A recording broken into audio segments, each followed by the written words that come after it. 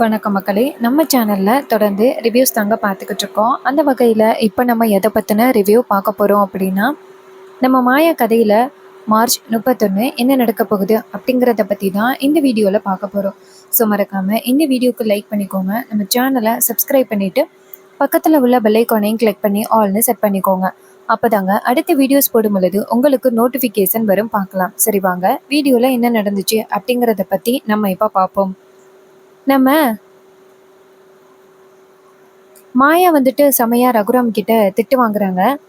மாயா வந்துட்டு இல்லை பெரியப்பா அப்படின்னு சொல்ல வரும் பொழுது ரகுராம் ரொம்ப கோவமா, யாருக்கு யாரு பெரியப்பா, உன்னதான் பெரியப்பான்னு கூப்பிடவே கூடாதுன்னு சொல்லியிருக்கேன்னு, எவ்வளோ தைரியம் இருந்தா நீ என்ன பெரியப்பான்னு கூப்பிடுவ, மரியாதையே வாய மூடு அப்படின்னு சொன்னதோட பார்வதி சொல்றாங்க, இங்க பாருங்கண்ணா, இது எல்லாமே வளர்ப்பு சரியில்லை. பத்மா கோவப்பட்டு, இங்க பாரு பார்வதி, அவ வளர்ப்பை பத்தி நீ பேசக்கூடாது. டக்குன்னு ரகுராம் சொல்றாரு, ஏன் பேசுனா என்ன தப்பு, இவ அப்படி என்ன நல்ல காரியம் பண்ணிட்டா, என் பொண்ணுக்கு எவனோ ஒருத்தனை தாலி கட்ட சொன்னா, இப்ப ஏதோ ஒரு 2 பேருக்கு திருட்டு கல்யாணத்தை பண்ணி வச்சுட்டு வந்திருக்கா, இதெல்லாம் பார்க்கும் பொழுது என்ன தெரியுது, இவ வளர்ப்பு சரியில்லை அப்படின்னு தானே தோணுது. இது கேட்டதோட நம்ம மாயா அழ ஆரம்பிக்கிறாங்க. அப்ப ஜானகி நேரா ரகுராம் கிட்ட, என்னங்க என்னதான் இருந்தாலும் வளர்ப்பை பத்தி பேசுறது ரொம்ப தப்பு.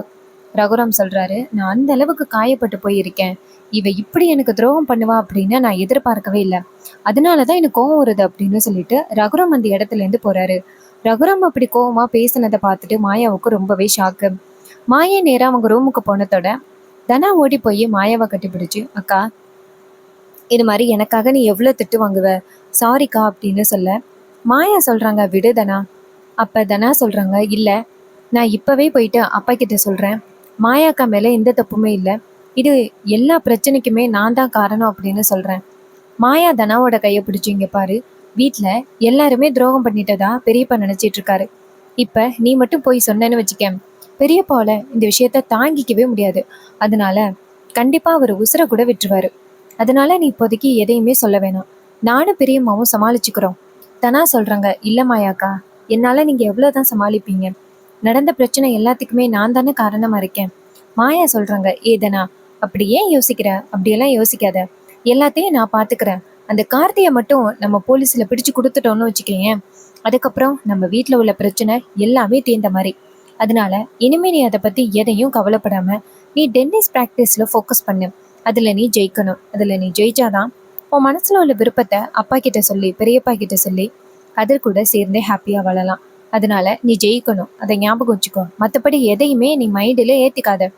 இது கேட்டதும் தனாவும் சரிக்கா அப்படின்னு சொல்லிட்டு அந்த இடத்துல இருந்து போறாங்க. அப்பதான் ஜானகி வராங்க. ஜானகி நேரா மாயா கிட்ட வந்துட்டு, மாயா, என் பொண்ணு தனாவுக்காக நீ எவ்வளவுதான் பிரச்சனைகளை தாங்கிப்ப. அதுக்கு மாயா சொல்றாங்க, பெரியம்மா இது எல்லாமே எதுக்காக, இந்த குடும்பம் ஒத்துமையா இருக்கணும், பெரியப்பா நிம்மதியா இருக்கணும் அப்படிங்கிறதுக்காக தான், அதனால நீங்க எதுக்கும் கவலைப்படாதீங்க, அதெல்லாம் நான் பாத்துக்கிறேன். பெரியப்பாவுக்கு 10ஓட 11 இது ஒரு கோவம், அவ்வளவுதான். ஆனா தனா போனா அப்படின்னு தெரிஞ்சிச்சுன்னா பெரியப்பாவில் தாங்கிக்கவே முடியாது, அதனாலதான் நான் சொல்லலை. இங்க பாருங்க பெரியம்மா, நீங்க எதை பத்தியும் கவலைப்படாங்க, நீங்க ஹாப்பியா இருங்க, நான் எப்படியாவது அந்த கார்த்தியை போலீஸ்ல பிடிச்சு கொடுத்துட்றேன், அவன் மட்டும் சிக்கிட்டான்னு வச்சுக்கேன், அதுக்கப்புறம் நம்ம வீட்டுல எந்தவித பிரச்சனையுமே இல்லை, தெரியும்ல பெரியம்மா. ஜானகி சொல்றாங்க, ஆமா மாயா, நீ சொல்றது சரிதான், அவனை எப்படியாவது பிடிச்சிட்டான், நம்ம குடும்பத்துல உள்ள பிரச்சனை எல்லாமே தீர்ந்த மாதிரி தான், அப்புறம் தனாவையும் கதிரையும் நம்ம சேர்த்து வச்சிடலாம். இது கேட்டதோட மாயாவும் சரி பெரியம்மா அப்படின்னு சொல்லிட்டு, அந்த ஹோட்டல்ல தானே அந்த கார்த்தி இருக்கான் அப்படிங்கிறத பத்தி நம்ம கதிர் ஏற்கனவே சொன்னாரு, ஸோ அதை வச்சுதான் அவனை பிடிக்கணும். ஜானகி சொல்றாங்க, இங்க பாரு, நீ மட்டும் போகாத, கதிரையும் கூட்டிட்டு போ. மாயா சொல்றாங்க, சரிங்க பெரியம்மா, நான் பாத்துக்கிறேன் அப்படின்னு சொன்னதோட ஜானகி ரொம்ப கவலையா அந்த இடத்துல இருந்து போறாங்க. இந்த குடும்பத்துக்காக மாயா இன்னும் என்னெல்லாம் திட்டு வாங்கவா அப்படின்ட்டு ரொம்ப கவலையோட தான் ஜானகி போயிட்டு இருக்காங்க.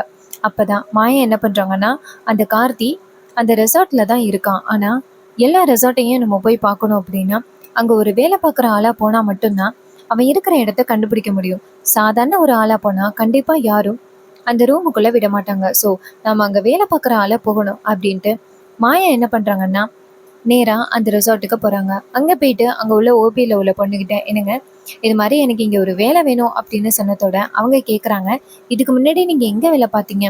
மாயா சொல்றாங்க, நான் இதுக்கு முன்னாடி எங்கேயும் வேலை பார்த்தது இல்லை, ஆனா எனக்கு இங்கிலீஷ் நாலேஜ் எல்லாம் இருக்கு, நான் கண்டிப்பா மேனேஜ் பண்ணிடுவேன். இது கேட்டதோட அந்த பொண்ணு சரி ஓகே அப்படின்னு சொல்லிட்டு மாயாவுக்கு வேலை போட்டு கொடுக்குறாங்க. மாயா ரொம்ப ஹாப்பியா இருக்காங்க. அப்பாடா, எப்படியோ இங்க வேலைக்கு சேர்ந்தாச்சு.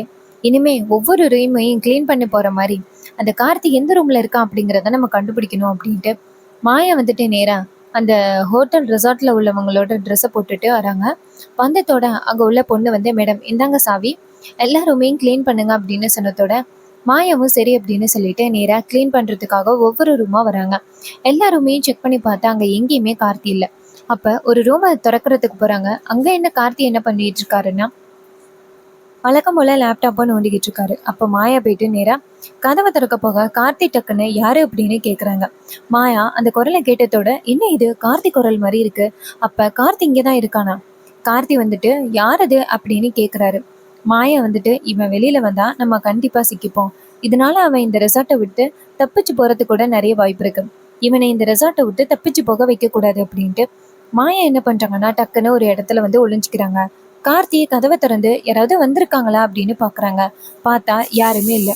உடனே மாயா என்ன பண்றாங்கன்னா, இவனை எப்படி வெளியில கொண்டு வர்றது, சரி நம்ம ஒரு சரியான பிளான் பண்ணுவோம் அப்படின்ட்டு மாயா வந்து ஒரு பிளானை யோசிக்கிறாங்க. என்னன்னா, எப்படியாவது கார்த்தியை வெளியில வர வைக்கணும் அப்படின்னா நம்ம ஏதாவது ஒரு பெரிய பிளான் பண்ணாதான் சரியா வரும் அப்படின்னு மாயா நேரா என்ன பண்றாங்கன்னா, அந்த கால் பண்ணுவாங்கல்ல அந்த இடத்துக்கு போயிட்டு நேரா பாம் இருக்கான்னு செக் பண்ணுவாங்கல்ல அவங்களுக்கு ஃபோன் பண்றாங்க. ஃபோன் பண்ணி இது மாதிரி ராயல்ல வந்து பாம் இருக்கு அப்படின்னு சொல்லிடுறாங்க. இது கேட்டதோட அவங்களும் சரி நாங்க உடனே செக் பண்ண வரோம் அப்படின்னு சொல்லிட்டு வராங்க. வந்துட்டு அங்க உள்ள ரெசார்ட்ல உள்ளவங்க கிட்ட அந்த ஃபயர் அலாரத்தை ஆன் பண்ண சொல்றாங்க. உடனே ஆன் பண்ணதோட கார்த்தி ரூம்ல இருக்கிறவரு, என்னடா இது ஃபயர் அலாரம் திடீர்னு கேக்குது, என்ன ஆபத்தா இருக்கும் அப்படின்னு கார்த்தி வெளியில வந்து பாக்குறாரு. பார்த்தா எல்லாருமே தப்பிச்சு வர்றத கார்த்தி பாக்குறாரு. பார்த்ததோட கார்த்திக்கு உயிர் பயம். ஐயோ, என்ன இது இவ்வளவு பெரிய பிரச்சனையா இருக்கு, ஏன் எல்லாரும் பயந்து ஓடுறாங்க அப்படின்னு அங்க உள்ளவங்க கிட்டையும் கேட்க முடியல. யாராவது ஒருத்தவ பார்த்தா கார்த்தி வசமா சிக்கிப்பாரு. அதனால கார்த்தி யார்கிட்டையும் கேட்க முடியல. எல்லாரும் போயிடுறாங்க. ஆனா கார்த்தி மட்டும் உள்ளார சிக்கி இருக்காரு. அப்ப கார்த்தி வெளியிலயும் வர முடியல கார்த்திக்கு. அப்ப ரெசார்ட்ல உள்ள ஓனர் வந்துட்டு, ஐயோ இந்த கார்த்தி என்னாச்சுன்னு தெரியலையே, நம்ம போவோமா வேண்டாமா, இல்ல நம்ம போக வேணாம், நம்ம இங்கே இருப்போம், அவன் போனா போயிட்டு போறான், நம்மளுக்கு உயிர் தான் முக்கியம் அப்படின்ட்டு அந்த இடத்துல இருக்காங்க. அதே நேரத்துல நம்ம புவனேஸ்வரிக்கு விஷயம் போகுது. இது மாதிரி கார்த்தி இருந்த ரெசார்ட்ல ஆபத்து அப்படின்னு புவனேஸ்வரிக்கு விஷயம் தெரிய வருது. இதோட புவனேஸ்வரி என்ன பண்ணுவாங்க, நேரா நம்ம பிள்ளைய எப்படியாவது காப்பாத்தி ஆகணும் அப்படின்னு ரெசார்ட்டுக்கு வராங்க. ரெசார்ட்ல வந்து பார்த்தா எல்லாரும் வெளியில நிக்கிறாங்களே தவிர்த்து கார்த்தியை மட்டும் காணும். புவனேஸ்வரி நேரா ரெசார்ட்ல உள்ள ஓனரை பார்த்து, யோ எல்லாரும் வந்தாச்சு, கார்த்தி எங்கேயா? உடனே அவர் சொல்றாரு, மேடம் கார்த்தி இன்னும் அங்க ரெசார்ட்டுக்குள்ளதான் இருக்காரு. புவனேஸ்வரி சொல்றாங்க, உனக்கு கொஞ்சம் கூட மனசாட்சியே இல்லை இல்ல, இப்ப கார்த்திய பாட்டுக்கு நீ உள்ளார விட்டுட்டு நீங்க சேஃப்டியா வந்து நிக்கிறியா, மரியாதையா அவனை போயிட்டு வெளியில கூட்டிட்டு வா. அதுக்கு அவர் சொல்றாரு, மேடம் இவ்வளவு பேர் இருக்கையில எப்படி மேடம் என்னால போயிட்டு கூட்டிட்டு வர முடியும், இங்க பாருங்க என்னால போக முடியாது மேடம், எனக்கு உயிர் தான் ரொம்ப முக்கியம். புவனேஸ்வரி சொல்றாங்க, நீ மட்டும் இப்ப கார்த்தியை போய் கூப்பிடல உன்னை நான் சும்மா விட மாட்டேன் அப்படின்னு சொன்னதோட அவர் பயந்து போய், சரி இருங்க மேடம் நான் போறேன் அப்படின்ட்டு யாருக்கும் தெரியாம நேரா அந்த ரெசார்ட்டுக்குள்ள போறாரு. அதோட அந்த செக் பண்றவங்க எல்லாரும் வந்துடுறாங்க. வந்துட்டு நேரா அந்த ரெசார்ட் ஃபுல்லா செக் பண்ணிக்கிட்டு இருக்காங்க. அப்ப அந்த ரெசார்ட்டோட ஓனர் நைஸா கார்த்தியோட ரூமுக்கு போறாங்க. இதை வந்து நம்ம மாயா பாத்துக்கிட்டு இருக்காங்க. அந்த ரெசார்ட்ல ஆபத்து இருக்கு அப்படின்னு சொன்னது நம்ம மாயா தான். அதனால மாயா பயப்படல, மாயான்னு வேடிக்கை பார்த்துக்கிட்டு இருக்காங்க. அப்படி அவங்க என்னதான் பண்றாங்க அப்படிங்கிறத நம்ம மாயா வேடிக்கை பார்த்துக்கிட்டு இருக்காங்க. அந்த கார்த்திய நைஸா அந்த ரெசார்ட்டோட ஓனர் வெளியில கூப்பிடுறாரு. கார்த்தி கேக்குறாரு, யோ இங்க என்ன நடக்குது? ரெசார்ட்டோட ஓனர் சொல்றாரு, அதான் சார் எனக்கு இன்னும் தெரியல, ஏதோ ரெசார்ட்ல ஆபத்து இருக்கு அப்படின்னு சொல்லிட்டு எல்லாரையுமே வெளியில கூப்பிட்டுட்டு போயிட்டாங்க, நீங்க மட்டும்தான் இருக்கீங்க, வெளியில போலீஸ் வேற வந்திருக்காங்க, போலீஸ் கிட்ட மாட்டினீங்கன்னா அவ்வளவுதான், சரி வாங்க உங்களை நான் மாடிக்கு கூட்டிட்டு போறேன் அப்படின்ட்டு மாடிக்கு கூட்டிட்டு போயிட்டு தண்ணி டேங்க்ல உட்கார வைக்கிறாங்க. இன்னொரு பக்கம் மாயா என்ன பண்றாங்கன்னா, இந்த கார்த்தியை எங்க கொண்டு போய் இந்த ரெசார்ட்டோட ஓனர் ஒளிய வச்சிருக்காரு அப்படின்னு தேடிக்கிட்டு இருக்காங்க. போலீஸ் வந்துட்டு நேரா தேடுறாங்க. தேடிட்டு நேரா டேங்குக்கு போறாங்க. அங்க போய் பார்த்தா அந்த கார்த்தி இருக்கான்னா அவன் உட்கார்ந்து இருக்கிறத பாக்குறாங்க. சார் இங்க வாங்க சார் அப்படின்னு சொன்னதோட நம்ம இன்னொரு போலீஸ் இங்க இருந்து வந்துட்டு, ஏய் யார்ரா நீ எதுக்கடா இங்க ஒளிஞ்சிருக்க அப்படின்னு சொல்லிட்டு நேரா பிடிச்சி கார்த்தியை இழுத்துட்டு வராங்க. நிறைய மீடியா பீப்புள்ஸ் எல்லாருமே வந்துட்டாங்க. இன்னொரு பக்கம் மாயா என்ன பண்றாங்கன்னா, இன்னொரு அந்த கார்த்திகைய போலீஸ் பிடிச்சிருப்பாங்கல்ல அப்படின்னு பாத்துக்கிட்டு இருக்கும் பொழுதே ஒருத்தர் வந்துட்டு நேரா கார்த்தியை பிடிச்சு இழுத்துட்டு வராங்க. மாயா நேரா கார்த்தியை பார்த்ததோட, டே ராஸ்கல், உயிரோட இருந்துகிட்டு எங்க எல்லாரையுமே எப்படி நீ ஏமாத்தின? இவ்வளவு தைரியம் இருந்தா நீ இப்பேற்பட்ட ஒரு வேலையை பார்த்திருப்ப அப்படின்ட்டு மாயா இந்த கார்த்தி அடிக்க, பக்கத்துல உள்ள மீடியா பீப்புள் வந்துட்டு நேரா கார்த்தியை வீடியோ எடுக்கிறாங்க. மேடம், இவன் கொஞ்ச நாளைக்கு முன்னாடி செத்துட்டான் அப்படின்னு நியூஸ் வந்துச்சு, அவன் தானே மேடம்? மாயா சொல்றாங்க, அவன் தான் இவன். இவன் குடும்பம் தான் எல்லாருமே சேர்ந்து இந்த மாதிரி ஒரு பிளான் பண்ணிருக்காங்க. பாவம் ஜானகி மேடம், அவங்கள எப்படியாவது பழி வாங்கணும் அப்படிங்கறதுக்காக இந்த புவனேஸ்வரி அப்படிங்கிறவங்க தான் இந்த மாதிரி பண்ணிருக்காங்க. இவங்க எல்லாருக்கும் தக்க தண்டனை கொடுக்கணும், சட்டத்தை ஏமாத்துறவங்களுக்கு சரியான தண்டனை கொடுக்கணும் அப்படின்னு மாயா சொல்றாங்க. மாயா நேரா அந்த குருவரனுக்கு போன் பண்றாங்க. குருவரன் போன் அட்டன் பண்ணி, சொல்லுங்க மாயா, என்னாச்சு? மாயா சொல்றாங்க, சார், அந்த கார்த்தி இருக்கான்னு, அவன் ரெசார்ட்ல தான் சார் இறந்திருக்கான். அவனை நான் திட்டம் போட்டு புடிச்சிட்டேன், இங்க வாங்க அப்படின்னு சொன்னதோட குருவரன் வந்துட்டு நேரா அந்த ரெசார்ட்டுக்கு வராரு. வந்து நேரா மாயாவை பார்த்துட்டு, எங்க அவன் அப்படின்னு சொன்னதோட பார்த்தா கார்த்திய பிடிச்சு வச்சிருக்காங்க. அப்ப குருவரன் நேரா கார்த்திகிட்ட போயிட்டு, எவ்வளவு பெரிய வேலை பார்த்திருக்கீங்க நீயும் உன் அத்தையும் உன் அண்ணன் உன் அப்பாவும் சேர்ந்து, எவ்வளவு தைரியம் இருந்தா இப்பேற்பட்ட ஒரு வேலையை பார்ப்பீங்க, உங்களை நான் சும்மா விட மாட்டேன் அப்படின்னு சொல்லிட்டு நேரா கார்த்திய கைது பண்றாங்க. இன்னொரு பக்கம் புவனேஸ்வரி நேரா இதையெல்லாம் பார்த்துட்டு அதிர்ச்சி ஆகுறாங்க. அதே நேரம் பசுபதி சொல்றாரு, புவனேஸ்வரி, நம்ம இதுக்கு மேல இந்த இடத்துல இருக்கிறது சேஃப்டி கிடையாது, நம்ம இந்த இடத்துல இருந்து கண்டிப்பா போகணும், வா போகலாம் அப்படின்ட்டு அந்த இடத்துல இருந்து எஸ்கேப் ஆக பாக்குறாங்க. மாயா சொல்றாங்க, இங்க பாரு, நான் அப்பவே உன் அத்தை கிட்ட சொன்னேன், கண்டிப்பா வந்துட்டு உன்னை போலீஸ்ல பிடிச்சு கொடுப்பேன் அப்படிங்கறது நான் கட்டாயம் சொன்னேன். அதே மாதிரி உன்னை பிடிச்சிட்டேன் பத்தியா? நீ வந்து என் குடும்பத்தை எப்படியாவது பழி வாங்கணும் அப்படின்னு நினைச்சிட்டு இருந்தியல்ல, இனிமே நீ நினைச்சது எதுவுமே நடக்காதுடா. இனிமே உங்களோட ஆட்டம் செல்லுபடி ஆகாது. இது கேட்டதும் கார்த்தி சொல்றாரு, இங்க பாரு, நான் வெளியில வருவேன், வெளியில வந்த பிறகு உனக்கு இருக்கு. மாயா சொல்றாங்க, உன்னால எதுவும் பண்ண முடியாது அப்படின்னு சொல்லிட்டு மாயா அந்த கார்த்தியை பார்த்துட்டு செமையா சவால் விடுறாங்க.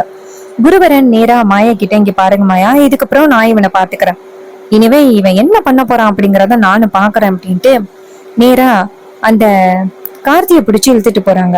இன்னொரு பக்கம் புவனேஸ்வரி வீட்டுக்கு போயிட்டு, சே, இந்த மாயா சொன்ன மாதிரியே இப்படி பண்ணிட்டாலே அப்படின்ட்டு செம்ம கோவப்படுறாங்க. அப்ப பசுபதி சொல்றாரு, இங்க பாரு புவனேஸ்வரி, எனக்கு கண்டிப்பா அப்பவே தெரியும் இந்த மாயா இந்த மாதிரி பண்ணி எப்படியாவது இந்த கார்த்தியை பிடிச்சிருவா அப்படிங்கறது தெரியும். நம்ம இந்த மாதிரி ஒரு திட்டம் போட்டிருக்கவே கூடாது, நம்ம ரொம்ப தப்பு பண்ணிட்டோம். மாயா புவனேஸ்வரி சொல்றாங்க, இங்க பாருங்க, கார்த்தி அவன் ஸ்டேஷனுக்கு போகவே கூடாது, அவனை எப்படியாவது அந்த இடத்துல இருந்து தப்பிக்க வைக்கணும். அப்ப இவரு பசுபதி சொல்றாரு, அந்த குருவரனை பத்தி உனக்கு தெரியும்ல, நம்மளுக்கு சட்டப்படி ஒரு ஆளு வேணும் அப்படின்னு நம்ம தான் வந்துட்டு அந்த குருவரனையே பிடிச்சோம். கடைசியில இப்படிப்பட்டு ஒரு பிரச்சனை ஆகிட்டே, இனிமே நம்ம என்ன பண்றது? அந்த குருவரன் கிட்டேந்து கார்த்திய பிடிச்சிட்டு வர்றது ரொம்ப கஷ்டம் அப்படின்னு சொல்லி பேசிக்கிட்டு இருக்காங்க. அப்பதான் மகாலிங்கம் இங்க இருந்து ஓடி ஓடி வராரு. வந்துட்டு, ஏங்க என்னாச்சுங்க? அந்த கார்த்திய வந்துட்டு போலீஸ் பிடிச்சிட்டாங்களாம்ல, ஏதோ மாயா திட்டம் போட்டு பிடிச்சிட்டாலாம்ல, இனிமே நீங்க என்ன பண்ண போறீங்க? உங்களையுமே சேர்த்த போலீஸ் பிடிப்பாங்க, உங்களை மட்டும் இல்லாம உங்களுக்கு கொஞ்சம் உதவி பண்ணிக்கிட்டு இருந்த என்னையில பிடிப்பாங்க அப்படின்னு சொல்லி பேசிட்டு இருக்கேன். அதே நேரத்துல புவனேஸ்வரி சொல்றாங்க, இங்க பாருங்க, தேவையில்லாம இப்படி வந்து பேசிக்கிட்டு இருக்காதீங்க, அதான் இங்க வந்தா பிரச்சனைன்னு தெரியுதுல, அப்படி எதுக்கு இங்க வந்தீங்க அப்படின்னு சொல்லி பேசிக்கிட்டு இருக்கோம்லதே. அவர் சொல்றாரு, இங்க பாருங்க, நீங்க எனக்கு நிறைய உதவி பண்ணிருக்கீங்க, இப்ப என் விட்டு பொண்ணு சாரும் அந்த வீட்டுல இருக்கான்னா அதுக்கு நீங்க தான் காரணம், உங்களை எப்படி நான் மறப்பேன்? அதுக்கு புவனேஸ்வரி சொல்றாங்க, சரி, இப்ப அந்த கார்த்தியை வந்துட்டு பிடிச்சிட்டாங்க, இப்ப நாங்க வந்துட்டு எங்கேயும் போற மாதிரி இருக்கும், எங்க போறதுன்னு எனக்கு தெரியல அப்படின்னு சொல்லி பேசிக்கிட்டு இருக்காங்க. அதே நேரத்துல நம்ம மாயா வந்துட்டு நேரா வீட்டுக்கு வராங்க. வீட்டுக்கு வந்ததோட நேரா ஜானகிட்ட, பெரியமா அப்படின்ட்டு ரொம்ப ஹாப்பியா வரும் பொழுது பத்மா பார்வதி எல்லாருமே மாயாவை பாக்குறாங்க. என்ன இவ ரொம்ப ஓவரா ஜாலியா வந்துகிட்டு இருக்கா, என்ன நடக்குது இங்க அப்படின்னு சொல்லி கேட்டுட்டு வந்துட்டு இருக்காங்க. அப்பதான் மாயா வீட்டுல உள்ள எல்லாருமே கூப்பிடுறாங்க. எல்லாரும் வராங்க. எல்லாரும் வந்ததோட நம்ம பாட்டி கேக்குறாங்க, ஏ மாயா, காலையில தான் உன்னால அவ்வளோ பெரிய பிரச்சனை, இப்ப மறுபடியும் எதுக்காக நீ வந்து எல்லாரையுமே கூப்பிட்டுக்கிட்டு இருக்க? மாயா சொல்றாங்க, பாட்டி, ரொம்ப முக்கியமான விஷயத்த சொல்றதுக்காக தான் பாட்டி நான் கூப்பிட்டேன். ஜானகி வந்துட்டு, மாயா என்னாச்சு மாயா, ஏதாவது பிரச்சனையா? மாயா சொல்றாங்க, இல்ல பெரியம்மா, அதெல்லாம் எந்த பிரச்சனையும் இல்ல, நம்ம வீட்டுல ரொம்ப நாளா ரொம்ப பெரிய ப்ராப்ளம் ஒண்ணு நடந்துகிட்டு இருந்துச்சுல, அது எல்லாத்தையுமே இப்ப சரி பண்ணியாச்சு, இனிமே நம்ம வீட்டுல சந்தோஷம் மட்டும்தான் நினைக்க போகுது. அதுக்கு பத்மா கேக்குறாங்க, ஏய் நீ இருக்கிற வரைக்கும் எப்படி இந்த வீட்டுல சந்தோஷம் நிலைக்கும்? நீ தேவையில்லாம பேசாத. அப்ப மாயா சொல்றாங்க, இங்க பாருங்க, இந்த வீட்டுல எல்லாரும் கதிரை தப்பா நினைச்சிட்டு இருந்தீங்கல்ல, ஆனா தப்பானவன் யாரு தெரியுமா? அந்த கார்த்தி தான். தனாவை ஏமாத்தி கல்யாணம் பண்றதுக்கு திட்டம் போட்டுக்கிட்டு இருந்தான். அவன் சரியான ஃப்ராடு. பல பெண்களோட பேசிக்கிட்டு இருந்தான். அது தெரிஞ்சுதான் கதிர் எப்படியாவது தனாவோட வாழ்க்கையை காப்பாத்தணும் அப்படின்ட்டு தனாவோட கழுத்துல தாலி கட்டினான். அப்புறமா இந்த கார்த்தி இறந்து நடிச்சது எல்லாமே பொய். கார்த்தி பொய்யோட இருக்கான். நீங்க வேணா நியூஸ பாருங்க அப்படின்னு சொல்லிட்டு மாயா போனை காமிக்கிறாங்க. போன்ல வந்துட்டு இந்த மாதிரி இறந்தது போல நடிச்சு சட்டத்தை ஏமாத்தி இருக்காரு அப்படின்னு சொல்லிட்டு கார்த்தியோட நியூஸ் போயிட்டு இருக்கு. இது பார்த்ததோட பத்மாக்கெல்லாம் ரொம்ப அதிர்ச்சி. ஐயோ, என்ன இது, செத்து போனவன்னு சொன்னவன் உயிரோட வந்துகிட்டு இருக்கான். அப்ப நம்ம ஜானகி சொல்றாங்க, இது எல்லாமே அந்த புவனேஸ்வரியோட திட்டம். இந்த கார்த்தி இப்படிப்பட்டவன் அப்படிங்கறத சொல்ல முடியாமதான் நானும் மாயாவும் இத்தனை நாள் தவிச்சுக்கிட்டு இருந்தோம். இது கேட்டதும் ரகுராம் ரொம்ப அதிர்ச்சி ஆகுறாரு. அப்ப மாயா சொல்றாங்க, பெரியப்பா, நீங்க புவனேஸ்வரிய நம்பிதான் கார்த்திய தனாவுக்கு கல்யாணம் பண்ணி வைக்கிறதா முடிவு பண்ணீங்க. ஆனா பாம்புக்கு எப்பவுமே கொத்துற குணம் தான். அந்த புவனேஸ்வரி என்னைக்குமே திருந்த மாட்டான். அவளை போய் நீங்க நம்பினது ரொம்ப பெரிய தப்பு பெரியப்பா. இனிமே நீங்க எதுக்கும் கவலைப்படாதீங்க. இனிமே அவளால நம்ம குடும்பத்துல எந்தவித பிரச்சனையும் வராது. அந்த கார்த்திய கைது பண்ண அடுத்த செகண்ட் அந்த புவனேஸ்வரிய தான் போலீஸ் கைது பண்ணுவாங்க. இனிமே நீங்க எதுக்கும் கவலைப்பட வேண்டிய அவசியம் இல்லை பெரியப்பா அப்படின்னு சொல்லிட்டு மாயா அவங்க பெரியப்பாவுக்கு தைரியம் சொல்றாங்க. அப்பதான் ஜானகி இங்கேருந்து வந்துட்டு, இப்பயாவது புரியுதா மாயா இது எதுக்கு பண்ணிக்கிட்டு இருந்தா அப்படிங்கறது இப்பயாவது உங்க எல்லாருக்குமே புரிஞ்சிருக்குமே. குடும்பத்தை காப்பாத்துறதுக்காக தான் ஆரம்பத்துல இருந்தே அவ முயற்சி பண்ணிக்கிட்டு இருக்கா. ஆனா நீங்க யாருமே அவளை புரிஞ்சுக்கவே இல்லை. இப்பயாவது புரிஞ்சுக்கிட்டீங்களா அப்படின்னு சொல்ல, அப்ப நம்ம ரகுராம் வந்துட்டு மாயாவை பார்த்து, மாயா, குடும்பத்துக்காக நீ நிறைய பண்ணிருக்க, உன்னை பத்தி நாங்க புரிஞ்சுக்காம இருந்துட்டோம், என்னை மன்னிச்சிரு அப்படின்னு சொல்ல, மாயா சொல்றாங்க, பெரியப்பா, நீங்க என்ன பெரியப்பா என்னகிட்ட மன்னிப்பு கேக்குறீங்க? கதிரையும் தனாவையும் நீங்க சந்தோஷமா வாழ வச்சாலே எனக்கு அது போதும் அப்படின்னு சொல்லி மாயா சொல்ல, அதே நேரம் ரகுராமும் சரி அப்படிங்கிறாரு. சோ இந்த ப்ரெடிக்ஷன் உங்களுக்கு பிடிச்சிருந்துச்சு அப்படின்னா இந்த வீடியோக்கு மறக்காம லைக் பண்ணிக்கோங்க. நம்ம சேனலை சப்ஸ்கிரைப் பண்ணிட்டு பக்கத்துல உள்ள பெல் ஐகானையும் கிளிக் பண்ணி ஆல்னு செட் பண்ணிக்கோங்க. அப்பதான் அடுத்த வீடியோஸ் போடும் பொழுது உங்களுக்கு நோட்டிபிகேஷன் வரும். பார்க்கலாம், அடுத்த வீடியோல பார்க்கலாம். ஸோ உங்களுக்கு இதுல எந்த ப்ரெடிக்ஷன் பிடிச்சிருந்துச்சு அப்படின்னு மறக்காம கமெண்ட்ல ஷேர் பண்ணுங்க. இதே மாதிரி அடுத்தடுத்து புது வீடியோஸ் நம்ம பார்க்கலாம். தேங்க்யூ ஃபார் வாட்சிங்.